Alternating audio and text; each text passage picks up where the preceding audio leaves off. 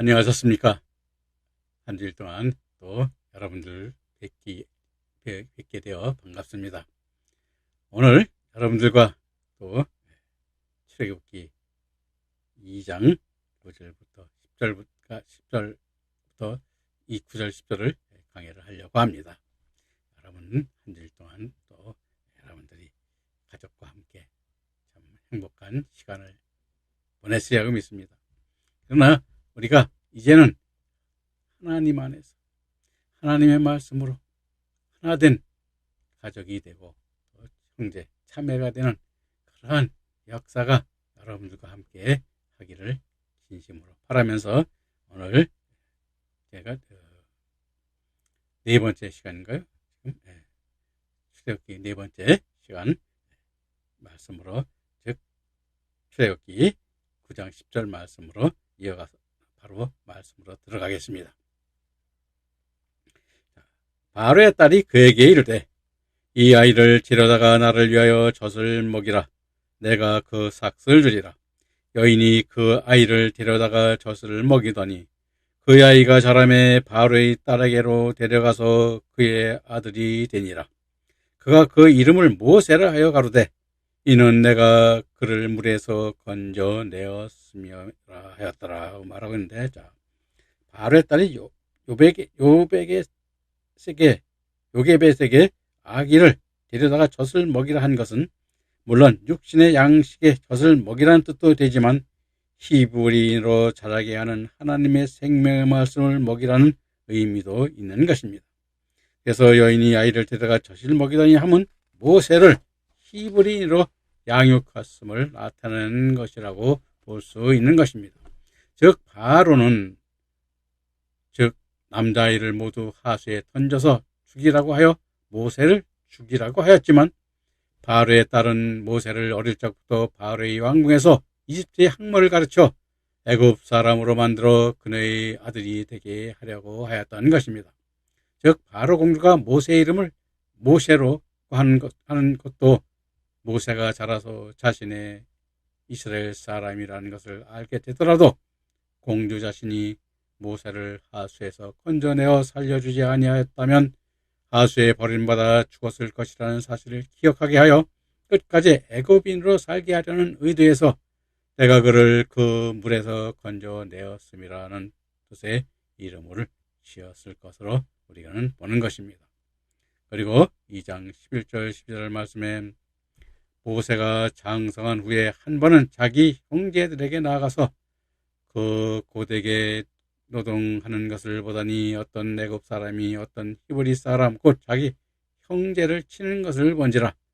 좌우로 살펴 사람이 없음을 보고 그 애굽 사람을 쳐 죽여 모래에 감추니라 라고 말하고 있는데, 자, 이것은 모세가 장성한 후는 사도행전 7장 23절에 40세가 되었을 때로, 즉 모세가 40세 때 애굽 사람의 손에서 자기 형제 이스라엘인을 구하기 위하여 애굽 사람을 쳐 죽여서 모래에 감추었는데, 이튿날 자기 형제 히브리인으로 말미암아 애굽 사람을 쳐 죽인 일이 달로 났습니다. 바로 왕은 이 일을 알고 모세를 찾자 모세는 도망하여 미디안 광야로 피하게 되었고, 모세는 미디안 광야에서 40년 동안 하나님으로부터 연단을 받았으며 애굽에 있는 히브리인들은 더 큰 고통을 당하여 하나님 앞에 부르짖게 되었다는 것입니다. 하나님께서는 하나님을 저버린 이스라엘 자손들을 회개하여 돌이키기 위하여 애굽 사람들로 하여금 고통을 주게 하시는 것인데, 이스라엘 백성들은 자신의 잘못을 회개하려고 하지 않고 자신들을 고통 가운데서 구원하여 주실 것만을 부르짖고 있었다는 것입니다. 그래서 오늘날도 우리가 교회에 가서 많은 목사님들 보면 회개하라 말을 많이 하죠. 그런데 우리는 사실 무엇을 회개해야 되는지를 몰라요. 성도들은 모릅니다. 그러니까 맨날 세상에 잘못된 거, 세상에 자기의 욕심, 세상에 욕심 부리는 것들만 회개하고 말아요. 그럼 회개가 다 되는 줄 알아. 그래서 이 카톨릭에서는 고백성사라고 그러는데, 신부님 앞에서 잘못하면 고백하죠. 그러면 신부님이 뭐라요? 네 죄가 사하여졌다. 내일 사하였다고 그러죠. 사하노라는지 잘 모르겠습니다만 사하였다고 그러죠. 근데 그와 같은 것이 뭐냐면 우리가 사실 회개하고 돌이켜야 될 것은 뭐예요? 그렇죠. 하나님께 잘못한 거, 하나님 말씀을 잘못 못한 거, 그걸 회개해야 되는데 그걸 회개하는 걸 뭔지 알려주는 데는 뭐, 네. 그것이 이제 우리가 지금 우리가 여러분 처하고 이것을 깨달아가서 배워야 될 것입니다. 그래서 이와 같은 것들도 하나하나 여러분들과 함께 배워나갈 것입니다. 그러니까 여러분 하나하나 그것을 잊지 마시고 여러분들도 저도 참 제가 아직 제 사정이 좀 부족해서 이걸 책으로 좀 냈으면 좋겠는데 책으로 많이 못 내고 있습니다. 제가 한번 광고를 전에 말씀을 드린 적이 있는데 이 책을 그래서 후원하시는 분들에게는 그래서 이 책을 지금 써 있는 것 지금 남아 있는 것을 보내드리려고 그러는데 아직까지 그런 그런 분들이 아주 많지 않습니다. 아주 적은 분들만 그렇게 요청을 하고 있는데 여러분들이 말씀 안에서 깨달은 자가 되려면 우리가 뭐요 깨달은 말씀을 들을 수 있어야 되잖아요. 그렇게 들어야 되죠. 모르면 못 듣는 것입니다. 맨날 똑같은 말씀만 듣게 되죠. 그래서 여러분들이 필요하신 분들은 연락을 주시고 그러면 제가 있는 나머지 제가 가지고 있는 책들을 여러분들한테 보내드릴 예정입니다. 그러니까 많이 연락 주셔서 책을 받아서 빨리 깨닫는 그러한 역사를 이루시기를 바랍니다. 그래서 여기서도 마찬가지입니다. 그래서 이 모세도 그렇게 된 거 아니겠습니까? 그래서 바로 왕이 모세를 도망해서 미디안 광야를 피하였는데 모세는 미디안 광야에서 40년 동안 하나님을 연단을 받았으며 애굽에 있는 히브리인들은 더 고통을 당하였고 하나님께 부르짖게 되었습니다. 왜냐하면 그 고통에 못 이겨서. 근데 사실은 우리는 그 고통이 아니라 하나님의 사랑을 말씀을 깨닫게 되면 자연히 하나님의 감사하고 그 부름에 응하고 또 찬송을 드릴 수 있는 것입니다. 그래서 여러분들이 보면 알겠습니다만은 하나님께서는 하나님을 저버린 이스라엘 자손들을 회개하여 돌이키기 위하여 애굽 사람으로 하면 고통을 주게 하신 것이라는 것을 오늘 여기서 우리에게 보여주고 있는 것입니다. 그래 우리들도 사실 하나님을 찾는 경우가 어떻게 돼요? 세상에서 괴롭고 또 사기를 당하거나 또 해서 재산을 다 잃고 아주 가장 할 때 하나님을 찾는 경우가 참 사람들이 더 많죠. 대부분이 다 그렇게 하나님을 찾게 되는데 그것을 여기서도 한번 우리가 또 한번 보게 되는 것입니다. 이것이 우리 인간의 바로 인간의 한계고 인간의 능력에 또 인간이 본심이 아닌가 이렇게 생각을 합니다. 이어서 2장 13절 14절 말씀을 또 보겠습니다. 이튿날 다시 나가니 두 히브리 사람이 서로 싸우는지라 그 그런 자에게 이르되 내가 어찌하여 동포를 치느냐 하며 그가 가로되 누가 너로 우리의 주제와 법관을 삼았느냐 내가 애굽 사람을 죽임같이 나도 죽이려느냐 모세가 두려워하여 가로되 이기 탈로 되었도다 라고 말하고 있는데 자 13절에서 모세가 두 히브리인이 싸우는 것을 보고 그 그런 자에게 이르되 내가 어찌하여 동포를 치느냐 하면 모세가 비록 바로의 공주의 아들로 기름을 받았지만 모세가 히브리인임을 자각하고 있음을 나타낸 표현이며 14절에 그가 가로되 누가 너로 우리 주제와 법관을 삼았느냐 하며 법관 쇼페트는 재판하다 심판하다는 낱말로 상과 벌을 주관하는 관원을 뜻하는데 모세가 공주의 아들이라는 신분으로서 재판할 수 있는 위치에 있었던 것입니다.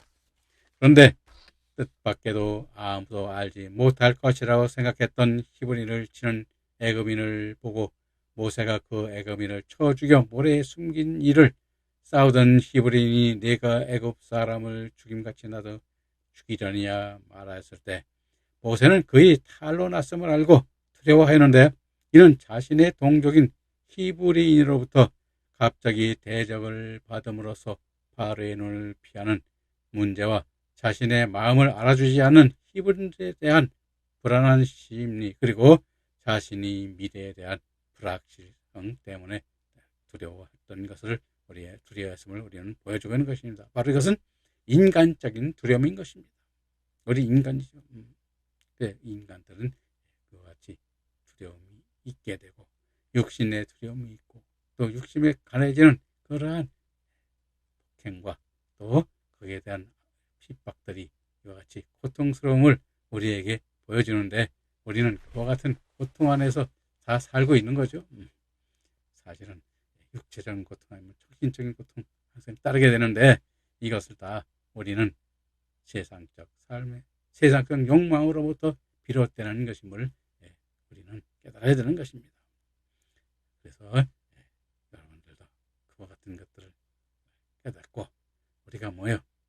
하나님의 마음, 하나님의 사랑하는 마음, 이웃과 형제를 사랑하는 그 하나님께서 사랑하시는 사랑의 마음이 우리에게도 있어야 됨을 여기서 한번 또 한번 말씀을 짚어봅니다.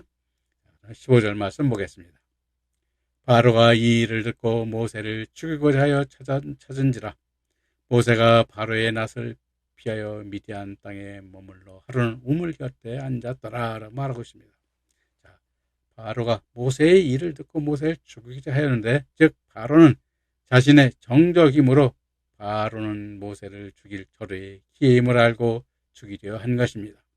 마치 창세기 27장 1절부터 44절에 야곱이 장자의 축복을 받고 형 에서에게 쫓겨 하란으로 가야 했듯이 비록 모세가 하나님의 역사를 알지 못하고 바로의 낯을 피하여 미디안 땅으로 갔지만 이는 하나님께서 모세를 연단하시어 자신에게 충성하는 합당한 종으로 삼기 위하여 모세가 40년 동안 자란 애굽 땅을 떠나게 하기 위한 것이었음을 성경은 우리에게 보여주고 있는 것입니다.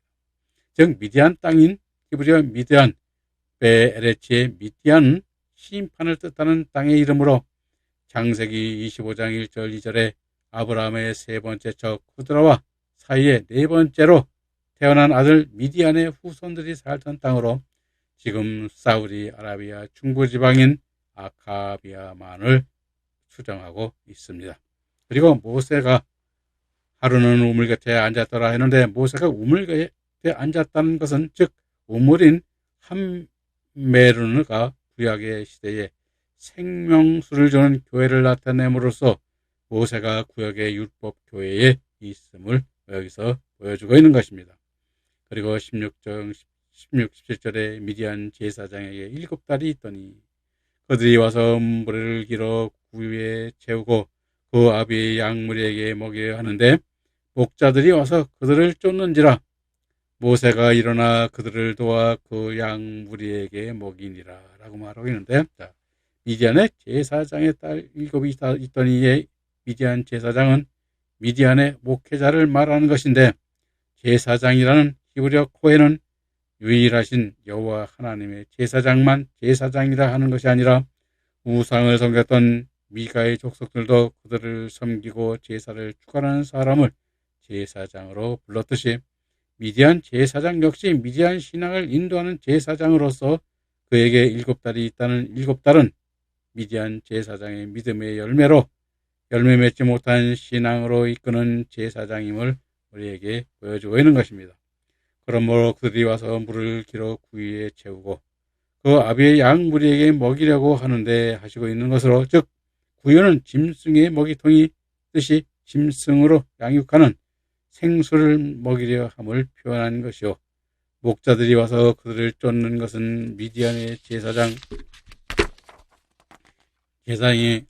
주는 생명수보다 더 좋은 말씀을 주기 위한 것인데 모세가 그들을 도와 그 양들의 무리를 먹인 것은 모세가 히브리인으로 받은 생수의 말씀이 모세가 있어서 미디안의 딸들을 도와 부족한 생명수의 말씀을 주었음을 우리에게 보여주고 있는 것입니다.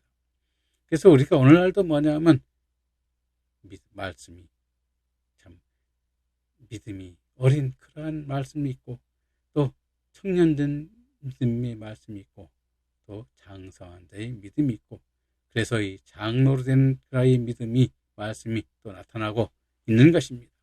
그래서 오늘날 여러분과 저랑 똑같습니다. 우리는 더 좋은 말씀, 더 좋은 의의 말씀으로 가는 의의 말씀을 받고 또 영광에 이르는 영광의 믿음으로 또 받고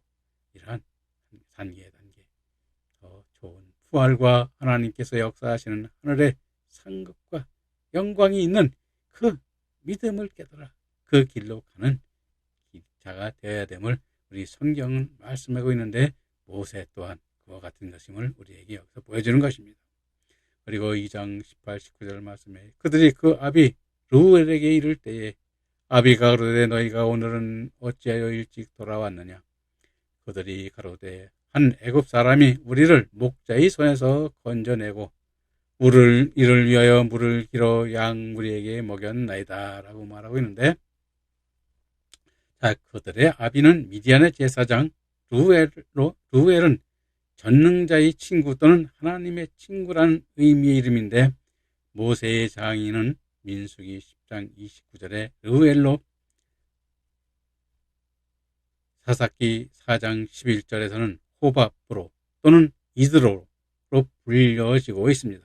그런데 호밥이라는 이름이 르우엘과 이드로와 동일인가에 하는 문제인데, 민수기 10장 29절에 의하면 호밥이 르우엘의 아들로 기록하고 있으므로 호밥과 모세의 처남이며 호밥이 장인의 또 다른 이름으로 불리는 것은 장인과 처남의 호칭이 같은 호밥으로 쓰기 때문에 생겨난 일로 여기기도 하나, 또 다른 별명의 이름일 수도 있을 가능성을 또한 완전히 배제할 수는 없는 것입니다.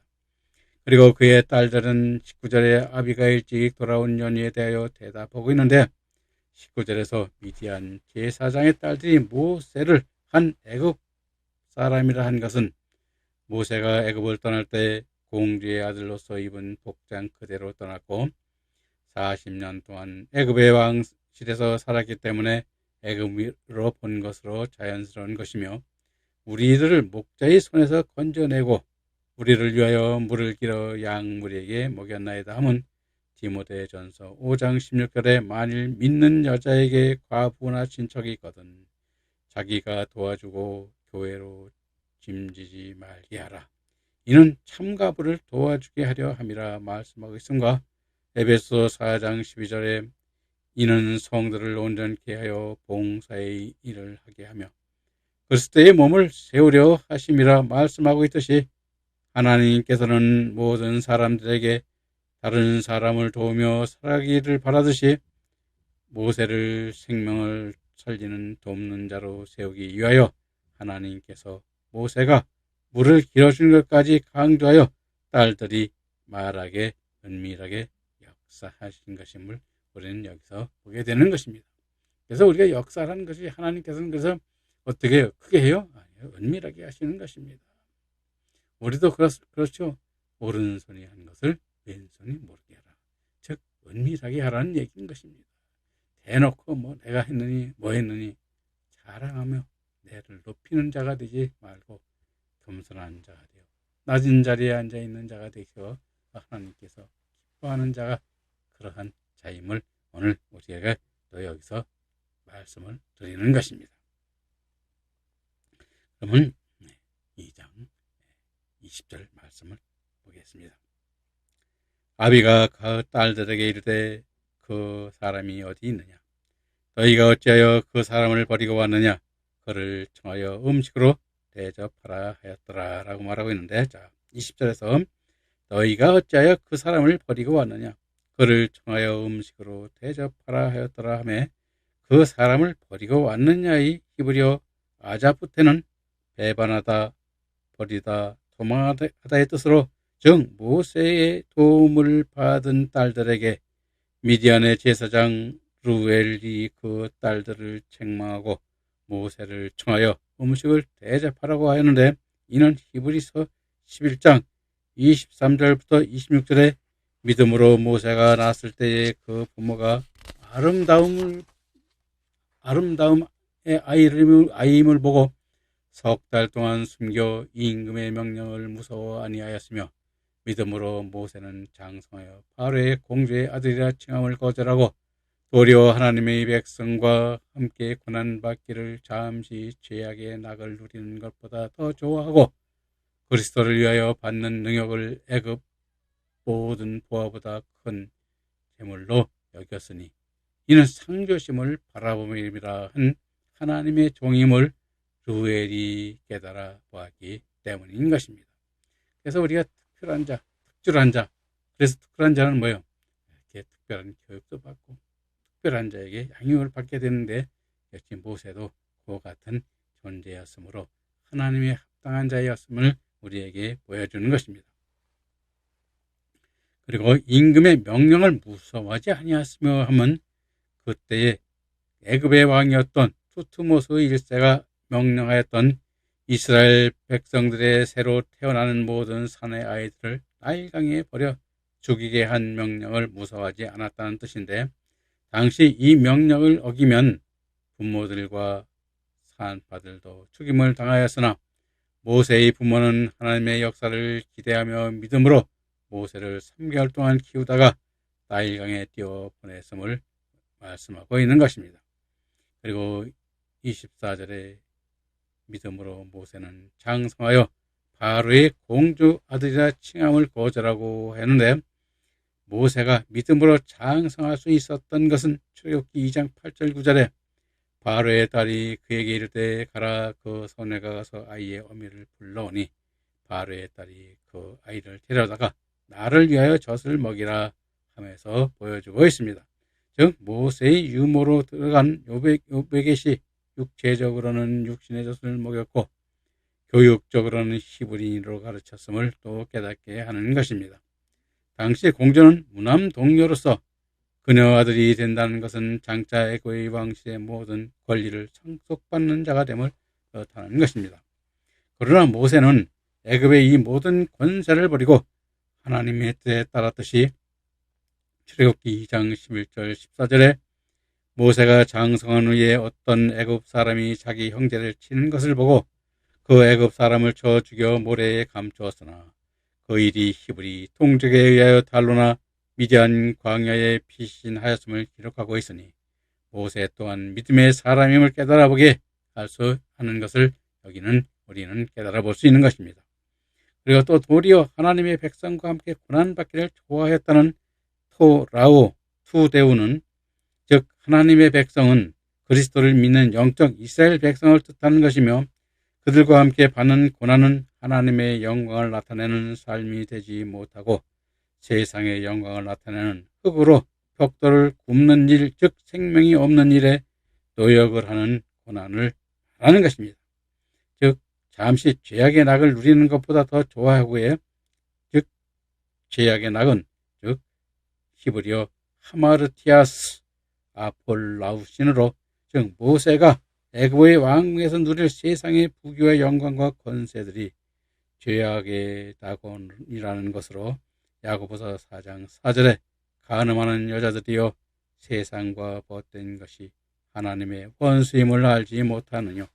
그런즉 누구든지 세상과 벗이 되고자 하는 자는 스스로 하나님과 원수되게 하는 것이니라 말씀하고 있으면서 보여주고 있듯이 우리가 그와 같은 것도 또한 우리가 깨달아서 기억해야 될 것입니다. 그리고 베드로전서 4장 2절에서 보면 다시 사람의 정욕을 쫓지 않고 오직 하나님의 뜻을 쫓아 육체에 남은 때를 살게 하려 함이라 말씀하고 있기 때문인 것입니다. 그래서 26절에 그리스도를 위하여 받는 능력을 애굽의 모든 부와 부보다 더 큰 재물로 여겼으니 이는 상조심을 바라봄이라 하시고 있는데요. 있는 것으로, 즉 애굽의 모든 부와는 애굽의 왕자로서 누릴 수 있는 것들과 장차 왕이 되었을 때 누릴 권세와 모든 부귀와 영광들을 말하는 것인데, 즉 모세가 세상의 가장 큰 권세와 영광들보다도 하나님을 위하여 능욕받는 것을 더 큰 재물로 여김은 하나님께서 주시는 영원한 영광만, 하늘의 큰 상급의 영광을 믿는 것을 믿음의 눈으로 보고 있기 때문인 것입니다. 그러므로 마태복음 5장 10절 12절에 의를 위하여 핍박받는 자는 복이 있나니 천국이 저희 것임이라. 나를 인하여 너희를 욕하고 핍박하고 거짓으로 너희를 거스려 모든 악한 말을 할 때에는 너희에게 복이 있나니 기뻐하고 즐거워하라. 하늘에서 너희 상급이 큼이라. 너희 안에 있던 선지자들 이같이 핍박하였느니라 말씀하고 있는 것입니다.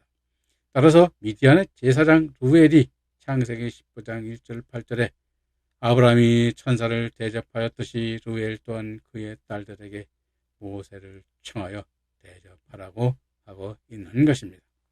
그래서 우리도 대접받으려면 어떻게 돼? 먼저 대접을 하는 자가 되라고 그러죠.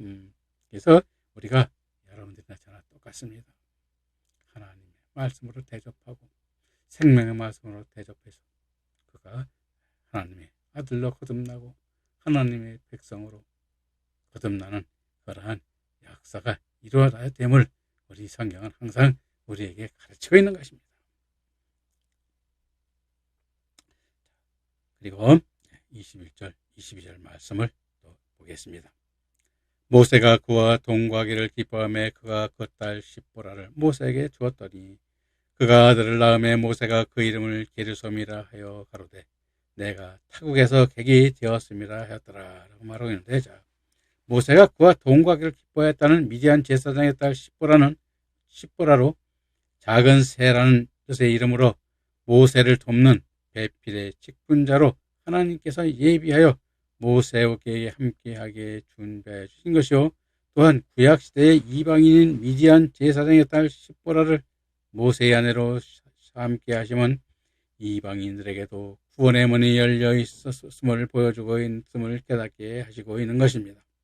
그리고 모세가 아들을 낳았는데 그 이름을 게르솜이라 한 게르솜은 히브리어 게레솜으로 내가 거기에 객이 되었다 또는 내가 타국에서 객이 되었음이라는 의미의 이름이며, 이방인인 히브리어 노크리아는 문자적으로 이스라엘이 아닌 다른 나라를 가리키나 성경적으로는 하나님을 알지 못하고 인간의 생각과 지혜로 살아가는 사람들을 뜻하는 것입니다.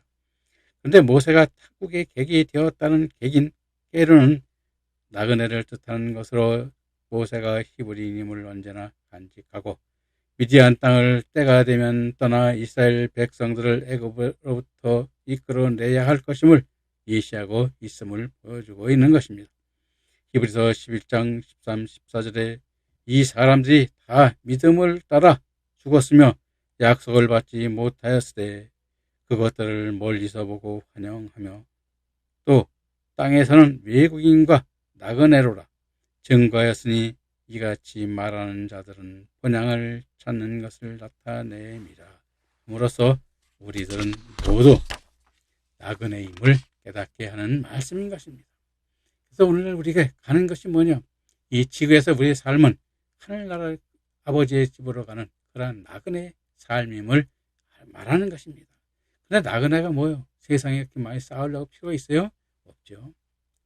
우리가 육신에 필요한 만큼, 하나님께서 우리 믿음 생활에 필요한 만큼 그것으로 촉한 그러한 여러분들이 돼야 되는 것이고, 우리는 하늘에 쌓아야 되죠.